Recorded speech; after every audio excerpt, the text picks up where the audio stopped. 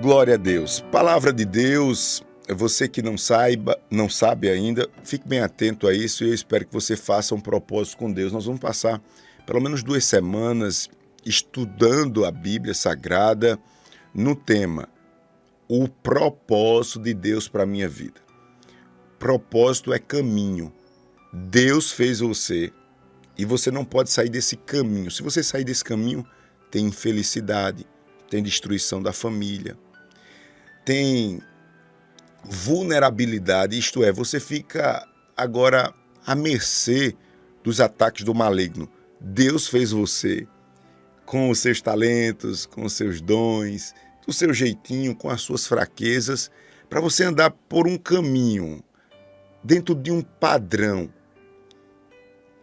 Quando a gente sai desse padrão, como eu falei, a gente se sente inútil. E quantas pessoas boas, pessoas que são evangélicas, pessoas que já professaram a sua fé, são cristãs, mas diz assim: pastor Júnior, eu não vejo sentido. Pastor, sabe de uma coisa, pastor? Eu não vejo o porquê das coisas. Às vezes eu paro, pastor, e há aquele vazio. Por que eu estou nesse mundo? Para quê? Isso vai acabar como? É porque você ainda não descobriu o propósito de Deus para a sua vida. E tem alguns propósitos que são universais. Para mim, para você, para todo mundo. E eu queria que você colocasse diante de Deus aí esse desejo de estar conosco ouvindo essa palavra, tá certo? Então vamos lá. Ontem eu comecei a primeira parte dessa mensagem falando que sempre vale a pena restaurar os relacionamentos. A palavra de Deus, lá em Romanos 12, 18, nos diz assim: no que depender de vocês, façam todo o possível para viver em paz com todas as pessoas. E ontem eu perguntei, e eu acho que é muito bem-vinda essa pergunta. A pergunta foi: com quem eu estou precisando restaurar o meu relacionamento? Será que você pode fazer essa pergunta a você mesmo? De repente, você olha aí no espelho e diz: com quem eu estou precisando restaurar o meu relacionamento? E aí, a gente viu que problema todo mundo tem e que não tem como a gente fugir de pessoas.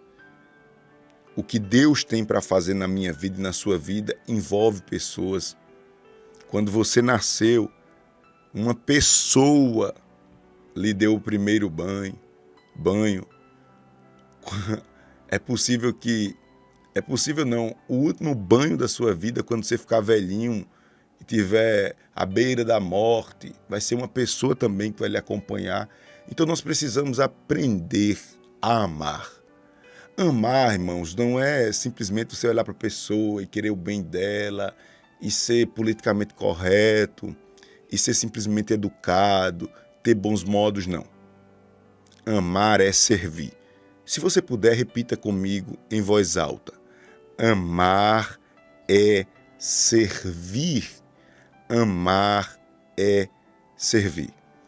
Se toda vez que eu tiver um problema, eu descartar as pessoas, eu vou ficar só. E essa palavra mexe muito comigo porque eu entendo que há pessoas que estão nos assistindo que infelizmente não estão se sentindo, estão vivendo só. Porque elas veem que as pessoas ao seu lado são muito complicadas. Então, pastor Júnior, eu vou seguir carreira solo, né? Eu vou resolver minha vida. Eu não quero saber não, pastor. Aqui é muito difícil. E se vai para a igreja, fica isolado, não se envolve. Se está na faculdade, está isolado, não se envolve com as pessoas. Não fala com os vizinhos ou simplesmente boa noite e tal. E é aquele mundo só. Com a família também, é aquela coisa fechada. Ô pastor, eu sou assim. Isso não é bom para você. Isso não é bom para você. Você poderia estar num patamar demais, ou você poderia estar num patamar excelente e você não está. Você sabia que é mais importante para você ter uma porta aberta do emprego, por exemplo? Você sabia que é mais importante você ter amigos, pessoas conhecidas, do que propriamente você ser um bom técnico? Tem pessoas que são excelentes, criativas. Tem pessoas que são talentosas, mas que são problemáticas. Isto é, são pessoas que não sabem administrar seus problemas. São pessoas que têm dificuldade de relacionamento. E você precisa vencer isso. Isso é o amor de Deus por você me usando aqui para dizer que o problema não são os outros. O problema é você mesmo. Você é o problema. Você é o problema. Não é porque as pessoas são difíceis, você é difícil. Ontem a gente viu algo muito importante. Lá em 2 Coríntios 5,18, a Bíblia diz que Deus nos deu um ministério de restaurar relacionamentos. Isso é muito forte. Ou seja, e aí a gente começa construindo o nosso propósito. Deus lhe botou na terra para apagar incêndio. Deus lhe botou na terra para juntar as pessoas. Deus lhe colocou na terra para ser um pacificador, para trabalhar, lutar pela paz. Não é gostar da paz, não, que todo mundo gosta da paz, até o ímpio. Ah, pastor, eu dou a paz, eu gosto da paz. Claro, todo mundo quer paz. Mas Deus diz que você só é filho dele se você lutar, trabalhar pela paz. Tá certo? Então vale a pena você que quer acompanhar, fazer esse propósito com Deus de estar ouvindo essas mensagens. Eu ministrei e falei sobre isso de forma mais detalhada ontem. E se você não assistiu ontem, não tem problema, você vai compreender bem. Coloque no seu coração para você ouvir cada mensagem dessa, tá certo? E eu vou avançar aqui. Eu vou avançar aqui porque hoje, nessa segunda parte, nós vamos falar sobre como restaurar um relacionamento. Eu quero, pelo menos aqui, dar 7 passos bíblicos e hoje eu devo falar sobre 2 passos. Pelo menos 2 passos eu vou correr aqui para a gente dar para restaurar um relacionamento. Isso é todo relacionamento. Às vezes é um mal-estar entre esposo e esposa, entre filho e pai, entre vizinhos, enfim, na faculdade. Essa palavra é bíblica e serve para tudo. Pastor Júnior, eu tenho um problema, pastor. Eu recuei, eu estou muito isolado, eu evito, meu negócio agora é só bom dia, boa tarde. Eu não quero conversa, não. Isso não é bom para você, a gente viu. Mas como fazer, pastor? Eu entendo que essa palavra é para mim. Como fazer, pastor Júnior, para restaurar esse relacionamento? Primeiro passo, você precisa falar com Deus antes de falar com a pessoa. Quem é bom aí de digitar, digite aí. Falar com Deus antes de falar com a pessoa. É o primeiro passo. Eu vou repetir. Falar com Deus antes de falar com a pessoa é o primeiro passo para restaurar o relacionamento. Falar com Deus antes de falar com a pessoa. Quem é bom aí de digitar, digita aí para ficar bem fixo no seu coração e também no coração daqueles que estão assistindo. Falar com Deus antes de falar com a pessoa.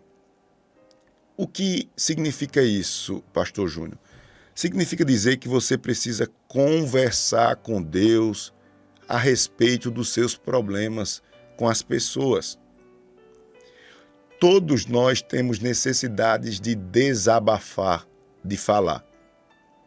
Eu tive grandes experiências com Deus assim, sabe?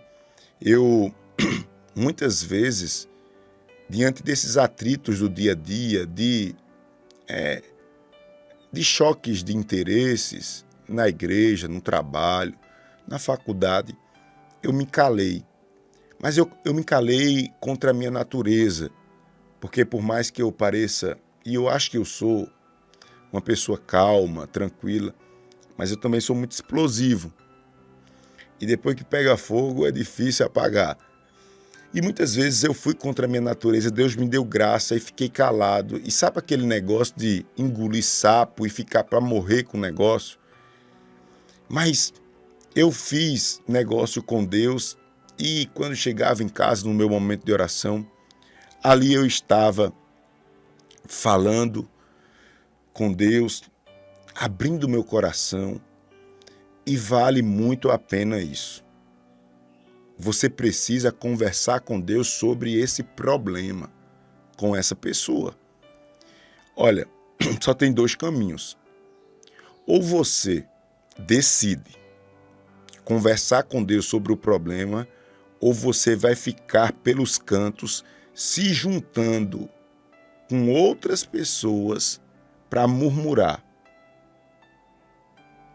Veja bem, ou você se cala, ou abre seu coração diante de Deus, ou simplesmente você chora na presença do Senhor, conta a história a Deus, ou você naturalmente vai se juntar com alguém para murmurar.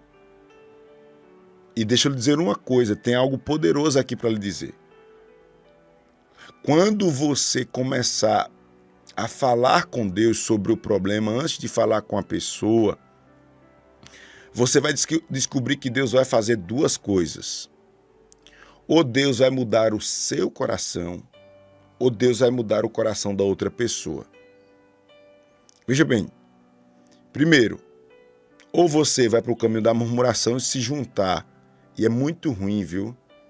Tem gente que fica procurando um murmurador para se encostar. São pessoas fracassadas, que não crescem, que não desenvolvem, não prosperam. São os críticos de plantão, ele fica por ali. Quando vê que você está insatisfeito, que você viu um defeito que ele viu também, ele se junta com você. Cuidado com esse tipo de gente. Cuidado com esse tipo de gente. Aí você decide, ou vai ficar na murmuração com essa pessoa ou com essas pessoas, ou você vai conversar com Deus sobre o problema. Segundo que eu falei aqui, é 2 opções também. Ou Deus, quando você falar com Deus, vai mudar o seu coração a respeito daquela situação ou daquela pessoa, ou Deus muda o coração da pessoa. Sabe, irmãos, se a gente orasse mais pelos nossos relacionamentos, de forma geral, todos os relacionamentos, a gente teria menos problemas. Acontece que a maioria dos nossos problemas, ou quase todos os problemas, são de relacionamento. Olha, o povo dá trabalho, né? Aquela história. Ô pastor, família, tem problema, pastor? A sua tem? Eu acho que não tem, não. Não tem. Tem muito problema, minha família. A minha igreja não tem problema não, pastor Júnior. Eu vejo o senhor lá feliz pregando. Tem problema, não tem gente que tem problema. Na minha equipe, no meu gabinete, todo canto tem problema. Todo canto tem problema. Mas se eu apresentar a Deus essas pessoas e orar mais, eu terei menos problemas. Entenda isso. Se você abrir os Salmos, você vai ver os homens de Deus, eles desabafando nos Salmos. A gente vai ver Davi, eu não lembro aqui o Salmo de cabeça, mas a gente vai ver em um dos Salmos, Davi dizendo: quem me dera as asas voaria e estaria em descanso. Davi estava dizendo ali no Salmo, na sua oração: eu queria desaparecer, ou seja, desabafando diante de Deus. O problema é que você não desabafa diante de Deus e desabafa diante dos homens. Aí você fica sendo visto como um desequilibrado emocionalmente. Tem gente que até dá corda, diz: eu gosto de fulano porque fulano fala a verdade. Você está sendo tolo. Você está sendo tolo. Não entre nessa conversa, não. Porque a Bíblia diz que a gente deve falar a verdade, mas deve falar a verdade em amor. é diferente. E você não cresce no trabalho porque você é desaforado. Você fala tudo que está sentindo. Você não ora. Você não pede a Deus sabedoria para interpretar bem o significado das coisas. Na casa, a casa é uma bagunça. É pai contra filho, filho contra pai, é um inferno, porque você está tornando um inferno. Você não tem sabedoria. Você não tem sabedoria. Você está sendo guiado pela sua língua, pelos seus sentimentos. Mas Deus permitiu essa palavra chegar no seu coração para que haja uma mudança e uma mudança radical. Deus tem, sim, paz nos seus relacionamentos. Deus, ele nunca vai ficar aborrecido com você porque você falou algo, abriu seu coração, demonstrou raiva, mágoa, insegurança ou qualquer outra emoção. Deus está para lhe ouvir. Os homens é que não podem estar ouvindo isso, porque você já está sendo visto como um desequilibrado, uma desequilibrada, e você não vai prosperar dessa maneira. Quem está entendendo essa palavra, diga amém, glória a Deus. Sempre vale a pena restaurar os relacionamentos. Nós estamos falando hoje, nessa sequência de mensagens poderosas, você não pode perder. Eu vou passar 2 semanas ministrando esse estudo bíblico, o caminho de Deus para a sua vida, ou o propósito de Deus, que é a mesma coisa.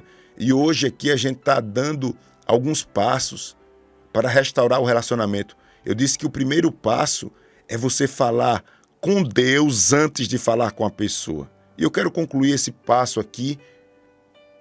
A gente vai falando, amanhã a gente continua, mas eu preciso falar isso aqui para você. Olha, a maioria dos conflitos acontecem porque nós não, como eu posso dizer, nós não fomos satisfeitos na nossa expectativa. Ou seja, eu penso algo de você, eu tenho uma expectativa sobre você, a gente já vai orar, só um minutinho. E aí, essa expectativa ou essa necessidade é frustrada. Tá certo? Então, a maioria dos conflitos tem raízes em necessidades não satisfeitas. Eu vou repetir isso aqui. A maioria dos conflitos entre pessoas tem raízes em necessidades não satisfeitas. Então, eu preciso que você faça isso, que você se comporte dessa maneira, que você seja compreensivo, que você seja atencioso, que você seja amoroso, tal. E você não é, e eu fico frustrado. Começa aí a maioria dos conflitos. Até aqui, tudo bem. Mas vamos lá. Acontece, irmãos, e eu aprendi isso me ajudou muito. Acontece que você espera que algumas pessoas satisfaçam uma necessidade sua que somente Deus pode atender. E aí, quando você espera de mim, enquanto pastor, enquanto parlamentar, estou vereador da cidade do Recife, enquanto amigo, você tem uma expectativa. Mas às vezes você espera de mim, enquanto pastor, algo que só Deus pode fazer por você. E você cria essa fantasia, essa visão e tal. Mas pastor Júnior é assim, e tal, e tal, e tal. Quando vê, eu não consigo satisfazer suas necessidades. Tenha cuidado. Lição aqui pra gente. Não crie expectativas que as pessoas não possam atender. Ninguém é perfeito. Ninguém é perfeito. Seu esposo, sua esposa, seus filhos. Ah, pastor, mas pastor, eu queria tanto que o meu esposo fosse assim, atencioso como fulano é, e não sei o que e tal, e não sei o que, não sei o que, e ai meu Deus do céu, e satisfaça todas as minhas necessidades, meu irmão. Só Deus pode fazer isso. Não fique esperando isso do seu esposo, não. Seja mais objetivo nas suas necessidades. Não fique viajando, não, como a gente diz no popular. Mas pastor, eu preciso não sei o quê. Mas só Deus pode satisfazer suas necessidades por completo. Pare de esperar isso para as pessoas. Mas pastor, é porque eu sou atencioso, eu ligo no dia do aniversário, eu não sei o que eu faço, eu me dou, eu não sei o que, e ninguém faz isso por mim e tal. Pare, em nome de Jesus, com essa lamúria. A vida não é assim. Você precisa entender que algumas coisas só Deus pode fazer. Quando você cria essa expectativa, você é um forte candidato a sofrer com amargura e decepção. Ah, vai vir. Não. Ninguém pode suprir todas as suas necessidades, exceto Deus. Ninguém pode suprir todas as suas necessidades, exceto Deus. Eu vou repetir pela terceira vez. Ninguém pode suprir todas as suas necessidades, somente Deus.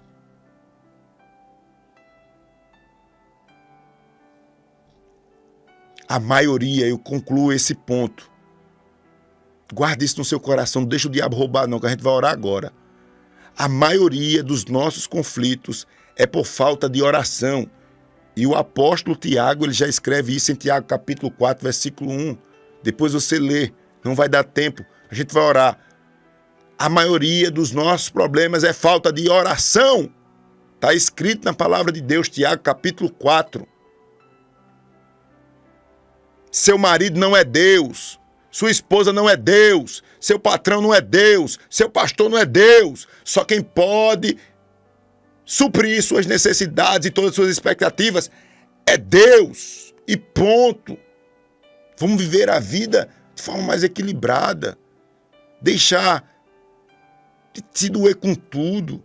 Tá certo, tem coisas, irmão, que a gente se sente afetado. Mas peraí, vai viver a vida inteira assim, é? Às vezes é um amigo que trata a situação de forma indelicada, não é atencioso, às vezes faz uma coisa que você não gosta no trabalho, em todo canto. Aí você sente, mas peraí, vai ficar com isso o dia inteiro no coração? Não, a gente sente. Senhor, conversa com Deus, passa, vamos para frente. Fez comigo, aí vai pagar. Você é tão bonzinho também? Você é tão bonzinho? Então, em nome de Jesus, guarda essa palavra. Amanhã a gente continua, convida outras pessoas, conversa com seu esposo, sua esposa, seus filhos, seus familiares, para ouvir essa mensagem. Isso daqui é ouro de Deus para a gente. Eu preciso que você compartilhe, convide outras pessoas para ouvir essa sequência de mensagens. Amém? Então, o primeiro passo para você restaurar um relacionamento, nós aprendemos hoje, é falar com Deus antes de falar com a pessoa.